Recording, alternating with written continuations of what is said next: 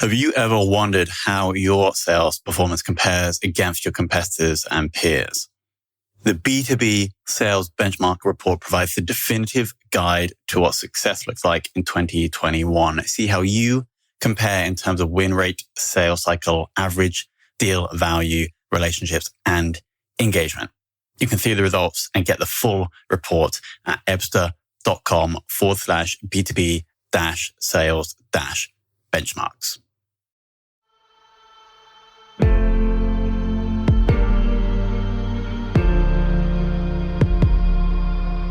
This is Sales Ops Demystified, the number one most downloaded podcast in sales operations.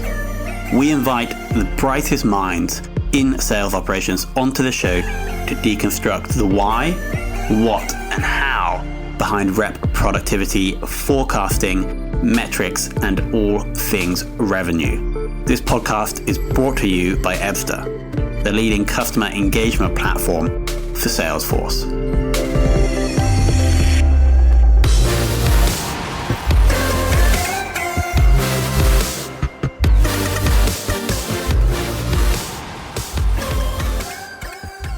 Hello and welcome to another very special episode of the Sales Ops Demystified podcast. Today we're joined by Brent Silberman of Narrative Science. Brent, welcome to the show.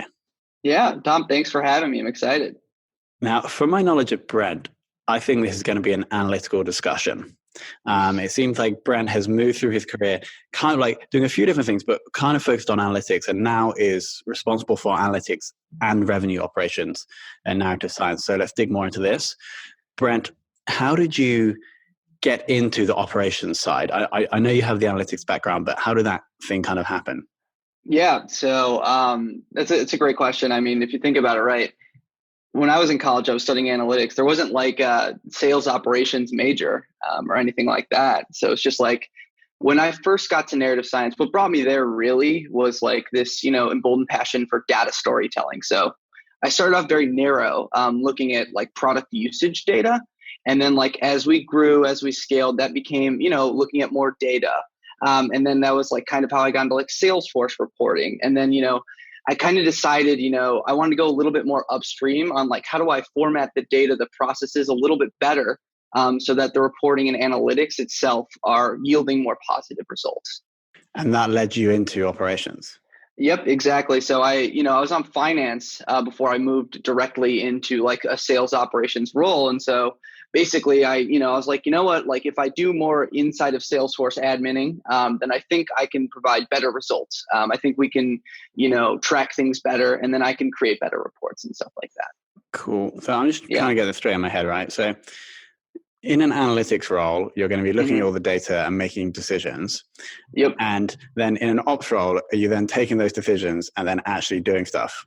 Is that right? Exactly. It's like this weird circle, right? That's like, where does it really start? Is it like, oh, I'm analyzing this now and I can change this process here? Or if I change this process here, I'll be able to analyze it this way as well. So I saw it as kind of like hand in hand, right? I feel like without operations, we need data to make those insights. So I felt like it was an interesting pairing.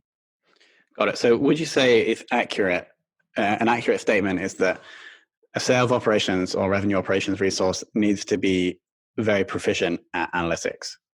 I think I think you're going to see that's a growing trend. It's good to, understand data. I mean, if we think about Salesforce and Marketo and those kind of tools, effectually they are sort of like relational databases and, very abstractly, right? It's, how do I format data to, analyze it? But it is also the process aspect. So having both sides really does help. Got it. Cool. So now zooming in onto today, what is the current sales tech stack at Narrative Science? Yeah. So we use, the run of the mill. I mentioned Salesforce and Marketo, obviously, those are the big ones. We use Outreach for sequencing, LinkedIn Sales Nav, Google Apps, Lead IQ, which is, how do I, get names from LinkedIn, things like that. And then shameless plug alert. So we use our own internal product that we built. It's called Lexio. So we take data from Salesforce and turn it into stories. And I'll spare you the pitch, but I'll tell you kind of how I use it. And, it's really easy for me to log onto my phone because it's like a little newsfeed report that tells me, stage transitions by AEs, close dates moving back, deal sizes changing, all like while I'm on the train going to work. So it kind of preps my day. It's really just, it is a part of like very integrated part of our sales tech stack from a reporting aspect. Cool. So Lexio is pulling out data from Salesforce and presenting it to you guys. To me, to our company. Our whole company uses it really. So it takes the data from Salesforce, your opportunities, accounts, leads, things like that, and analyzes it and automatically generates a report. It also creates these what's called insights that you can kind of scroll through and look into. Cool. Okay, so can we talk about a time when you've been at Narrative Science, where you've been working with the reps, and you've done something based on these insights to improve their close rates or? Yeah, totally. So one of the largest things that I, kind of look for is, health of opportunities. I see, engagement, things like that. But one of our things was really around stage duration. So before I kind of move into the ops role, we kind of didn't have any, SLAs about how long ops should stay in stages. And so what I actually found is like any op that stayed in stage 3 for X amount of days had little to 0% chance of closing. So we kind of started to enforce those stage duration SLAs, which then, it shortened our pipeline and saved them time from wasting on these bad opportunities. So if you saw an opportunity within this stage in the pipeline for too long, what would happen? Yeah, so there was kind of like 3 steps there. The first step is the alert to me and the AE being like, hey, this is past your stage duration, please let us know, why this is taking a little bit longer than usual. A few days later, it's like another email alert where it's like, hey, this hasn't moved yet. So it's kind of like a cascading alerting system there. And then, 30 days out past, it's like, you should probably close this out. This is a very low chance of closing. Got it. So automated alerts based on stage times. And that's, it's basically prodding the salespeople to push stuff through and not waste time. Yeah, exactly. Like we want to, make sure they're working on the right stuff, working on it and not spending time on things that, the data is saying this is not like highly probable close. Yeah. Got it. Just quickly, how many sales reps are you managing and how many people in the ops team? Yeah, so the ops team is just me and one other person who does a little bit of marketing ops stuff. And then the sales team is about 5 reps. So we have a commercial team, so they're focused on selling to the mid-market. And then an enterprise team that sells into large organizations. Yeah. Got it. And is that like 5 AEs and then you have SDRs, or it's just the 5 in total? Yep. We have a couple SDRs as well. Yeah. Cool. Awesome. Okay, nice. I want to talk about onboarding. Have you, out of these 7 people, have there any been onboarded recently? And what did you do in that process that you thought was effective? Yeah. So the one thing with the AEs is they're longer tenured than I.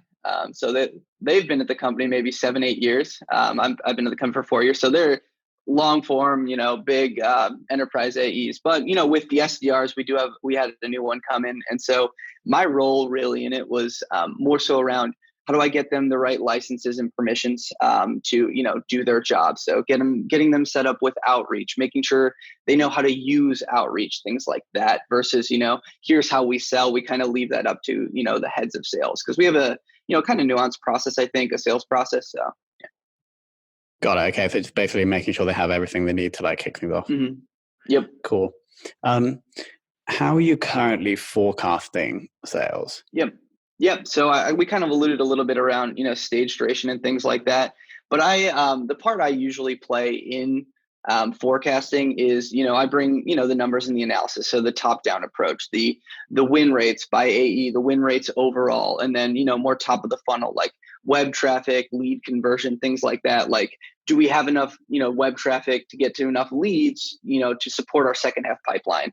And so I go to the AEs and they kind of bring the bottoms up approach, right? So they are the ones who are giving a little bit more nuance around each individual opportunity that they are working on. Got it. So you're pulling out info using Salesforce and Lexio. And then is that like rolling up and then you're presenting it to like the head of sales? Yeah, so usually we'll do a presentation. It's usually quarterly, but yeah. Cool. And so, yeah, and it's like you who's like creating that presentation and presenting it. So I create most of the presentation. I leave more of the context to the AEs and the heads of sales, but my job really is to make sure they have the data that they need to make the right decisions. Got it. So then you take the data, and then we also get some context from the AEs, and then you're showing that to the head of sales, and then he's been like, okay, that deal. Yeah. What are we doing on that deal? What are we doing with that? Yeah, exactly. Yeah. Got it. Awesome. And then on the metric side of things. Yeah. And I'm going to switch up the question slightly here. If you could only measure one sales metric for the rest of your life, which would you choose? This is a good one. I mean, so let's assume that I'm at neuroscience forever. I'm going to say like one narrative science metric that I think is one that supports a lot of other metrics. So that's kind of a little cop out, I guess. But the one metric that I love, it's called stories written, and is basically right the number of stories rendered by our products. So like a product value metric, and that has lasting impacts in terms of how trials are going, right? How do I facilitate this trial conversation? How is net retention? Are these customers likely to retain? Well, yeah, they're using the product a lot. So I'm going to, that's one that I think that I really like. Yeah. Got it. So this is a product usage metric that you think, yeah, cool. So this is more, sometimes I ask this question, I get like hardcore sales related metrics, but then sometimes I ask it, and it's normally to the less like, if I speak to like a sales operations like lifer, they've been doing it for 8 years, then it's like a hardcore, like something to do with the pipeline. But then when I ask people who are like not like diehard sales ops, so I'm not saying that you're not, but I get these more holistic ones, which is super interesting. So that's a story is something someone would do in the product, right? Yes, exactly. And so what you're saying is that product usage is super valuable because the CS team can be like, are they going to churn? If someone's on a trial, the AE can be like, okay, they're using it. Yeah, exactly. Right. Like it is, I mean, that's what we're selling value, right? Like how do we help companies? And that is it's probably the most strongly correlated metric that like leads to close wins. It leads to retentions and renewals and things like that. So yeah. Nice. Can we talk about a time where you've been working with the reps and you've had to like get them to do something that maybe they didn't directly want to do, but then you've had to influence? Yes. So that was probably like my biggest struggle when I first like started in sales operations, right? Like I worked with all these AEs, they have so much more experience than me. So it's like, how am I to like come to them and be like, hey, I need you to get this stuff done. And so, when I first started doing it, I was so like process oriented, like, hey, I need X, Y, and Z done at X, Y, and Z stage. And it just like, it really didn't work. It was just like, I was like, what, why aren't they listening to me? And then, I had a pretty good talk with Matt Bramson, who's our head of sales, is that like, always start with the goal. What are you trying to achieve?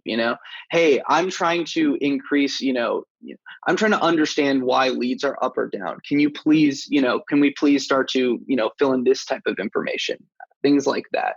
So once we started to, go goal forward, then, they started to see, oh, this is what we're trying to do here. And then, also one of the big parts is, like establishing a timeline for when we're going to review these changes, right? So few months out, we're going to look at this change, right? So we changed our, stages probably like a year ago. And so like every few months we look and say like, are these stages working right? Are the conversion rates, making sense? Do we have to reevaluate our stage benchmarks, things like that? Got it. So when you first joined, they were just ignoring you. Is that what you're saying? Oh yeah, 100%. 100%. And like, I mean, one of the things that also, this is a little bit of a tangent that really did help with this as well, is I actually did a lot of sales engineering too for them. So I kind of did a double. So I was doing sales ops. So I was doing a lot of sales, but I was also going on sales calls and building POCs for the AEs. So it helped me in two ways. It helped me build a relationship with the AEs, but also helped me like understand their sales process and how they work. So it was really a really helpful time. So the sales engineering role, to be clear, is that's the thing that you do after someone's agreed to buy, and then you have to put the thing that you have to connect. I did more pre-sales work, so trials, enablement, and also like building of custom POCs and demos and stuff like that. So people would send us like demo or send us some like data, some blinded data, and I'd put together some dashboards and integrations with our extensions and things like that. Yeah.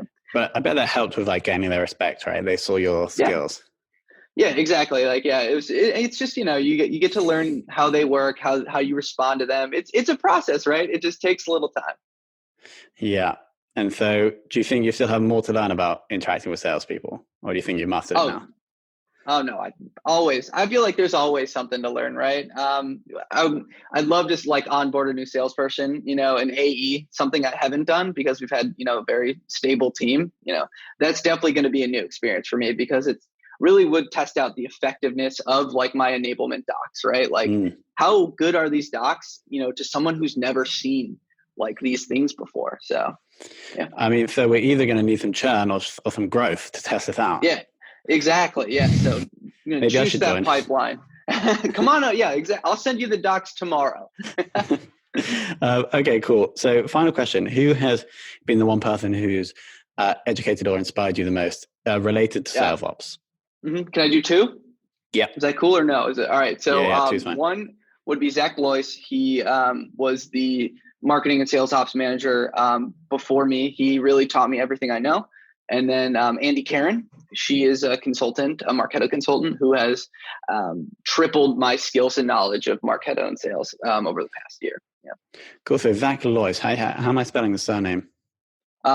B-L-O-I-S.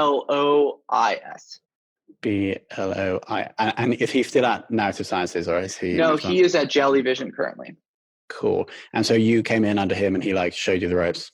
He definitely, yep. He showed me the ropes, yeah. Cool. And then Andy Karen, is that right? Mm-hmm. C-A-R-O-N. Yeah, Karen. And she is at Revenue Pulse, I believe. Cool. And she basically showed you everything about Marketo. Yeah, exactly. I recently, over the last 6 months to a year, had taken over Marketo as the admin there. So it's kind of I wanted to get more into RevOps, more ops stuff. So I was like, well, this is a next step. Let's do it. Let's learn it. Nice. Awesome. Wow, Brent, that was a fast, hard-hitting one. So I have a page of notes here. Let me quickly explain what I liked. I think the analytics ops circle is probably something that I've kind of chatted about a lot with other people, but not in that framework. I think it's super interesting. Like in order to do anything, you need to decide what to do, and you can decide what to do by looking at the data. The growing trend of analytics and sales ops, I think that's probably a true prediction.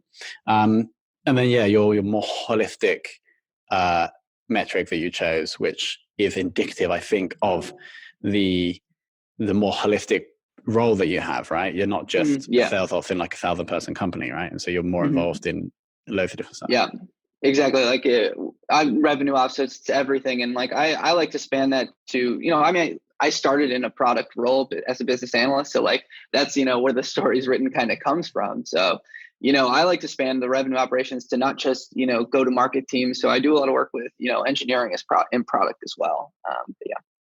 Got it. Brent, thank you so much for your time. Yeah, thank you.